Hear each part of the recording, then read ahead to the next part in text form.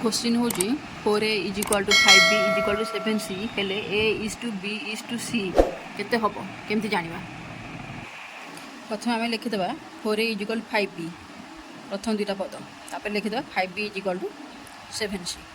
तापर कौन ये हम देख a by b is equal to 5/4 से भाई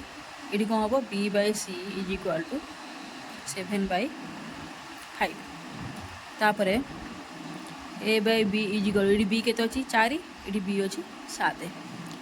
तेणु ये हर आम 7 गुणिदेवा हर जदि 7 गुणाला लबर भी 7 गुणा से भाई ये b अच्छी 7 तेणु ये आम 7 सहित आम 4 गुणिदेवा लबर जमी 7 4 जो गुणाला से भाया हर भी सेमती 4 गुणिदेवा ताले केते बड़ा 35 डिवाइडेड बाय 28 आउटा b by c is equal to 28 divided by 20 एबे a is to b is to c केते हम a हूँ 35